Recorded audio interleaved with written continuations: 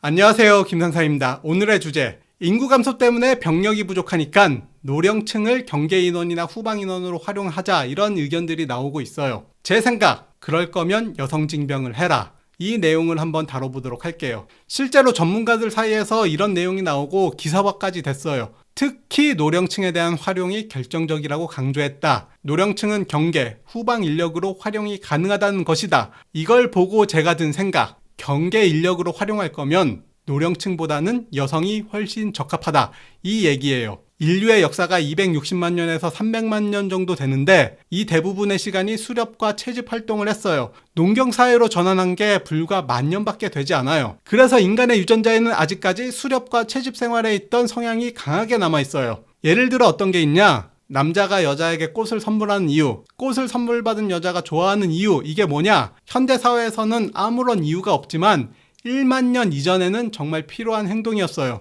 남성들은 수렵 활동을 했고 여성들은 채집 활동을 했어요. 꽃은 먹을 수 있는 열매가 열린다는 신호예요. 남성들이 사냥을 나섰다가 꽃을 발견하고 꺾어오면 그게 바로 생존에 필요한 식량에 대한 신호였어요. 그래서 여성들이 꽃을 받으면 굉장히 기분이 좋았던 거고, 이 유전자가 아직까지 살아남은 거예요. 현대 사회에서는 불필요한 거지만 아직까지 남아있는 유전자. 또 다른 예시로 과거에는 옆집, 윗집에 누가 사는지, 그 동네 누가 사는지 다 알고 있었는데 지금은 아무런 관심이 없죠. 왜냐? 인류는 통상 150명 내외로 부족을 형성하면서 살아왔어요. 인간이 자주 교류하는 인원의 한계는 150명 내외예요. 과거에는 집 주변에서 150여 명을 충족을 했으나 지금은 인터넷과 SNS 등의 발달, 그 외 여러 가지 이유로 그 숫자가 충족되기 때문에 결과적으로 우리 집 주변까지 관심이 쓸 능력이 부족한 거예요. 남자가 여자보다 길 찾는 능력이 훨씬 좋아요. 그 이유는 남자들은 사냥을 나갔기 때문이고 여자가 남자에 비해서 주변의 미세한 변화를 훨씬 더 잘 알아채요. 그 이유는 여자가 주로 채집 활동을 했기 때문에 거주지 주변에 대해서 남자들보다 자세하게 인지하고 있고, 특히 아이들에게, 자녀에게 위협이 되는 뱀이나 독충들에 대해서 위험 신호를 더 빨리 감지해야 됐어요. 이게 남성들보다 더 뛰어난 능력이고, 그래서 여자들이 미용실을 가거나 화장을 할 때 아주 미세한 변화를 남자들이 잘 눈치채지 못하는 건데 여자들은 잘 알아채죠. 그래서 남자보다는 여자가 경계 임무에 대해서는 더 적합한 능력을 갖고 있다. 그걸 위해서 주둔지들을 좀 통합을 하고 캠프화를 시키며 주둔지 경기부대를 여군으로 임무를 주면 되지 않겠냐. 전투병은 전투와 관련된 교육훈련에 집중하고 비전투 분야는 여성을 최대한 활용하자. 역사를 좀 살펴보면 임진왜란은 조선의 군대가 너무 약했고 병자호란도 조선의 군대가 너무 약했고 일제강점기는 군대가 아예 해산됐었죠. 지금의 대한민국 군대 입대 자원이 부족한 것도 있는데 숙련된 간부들이 대거 전역하고 숙련된 간부들이 들어오지도 않고 있는 상황이에요. 올해 임관한 24-1기 부사관 332명이 임관을 했고 24-2기는 146명이 임관을 했어요. 그리고 지난주에 24-4기 입교식이 있었는데 대충 보면 150명 정도 입교를 했고 저 중에서 몇 명이 임관할지 몰라요.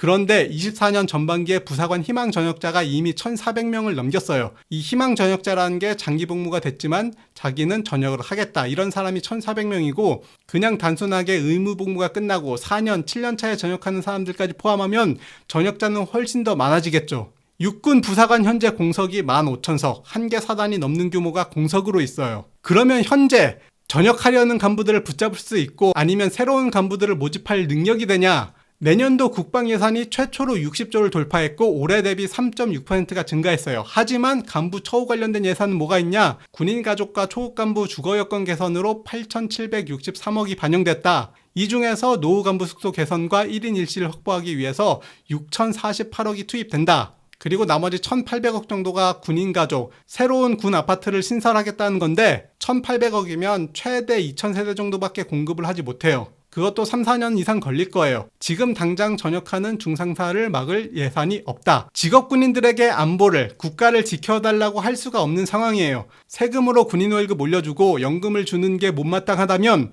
안보에 관해서 이제 국민들이 나눠서 부담을 해야 돼요. 여성 징병을 해서 경계 인원으로 활용하고 예비군은 이스라엘의 모델을 잘 가져와서 정예화한다면 국가 안보를 어느 정도 보완을 할 수가 있어요. 하지만 이것조차 안 하면 어떠냐? 6.25 때처럼 당할 수도 있고 국가를 지킬 힘이 없어지는 거잖아요. 전쟁이 나면 삼면이 바다고 주적은 위에 있는데 해외로 도망갈 수 있는 방법은 이렇게 보트피플이 되는 방법밖에 없고 이 좁은 땅덩어리에 5천만 명이 모여 있는데 다 도망도 못 가요. 그리고 지금이야 한국인이 해외 나가면 괜찮지 나라가 망하고 해외 가면 그냥 난민일 뿐이에요. 간혹 미군이 지켜주고 미군이 있는데 전쟁이 왜 나냐라는 얘기를 하시는 분들도 있는데 미군은 전쟁의 경험을 정말 중요하게 생각해요. 그 나라 국민이 그 나라를 지키려는 의지가 없으면 그 전쟁은 이길 수 없다라고 판단하고 바로 발을 뺄 거예요. 대표적으로 베트남이랑 최근에 아프가니스탄도 미군이 정말 많은 인력을 투입했는데 결국에 졌어요. 아프가니스탄 국민들이 본인들의 국가를 지키려고 하지 않았기 때문이에요. 한국도 국민들이 먼저 적극적으로 나서서 지키려고 해야지 미군이 도와주지, 미군이 봤을 때 한국 국민들이 지키려는 의지가 없다라고 하면 그냥 발을 뺄 거예요.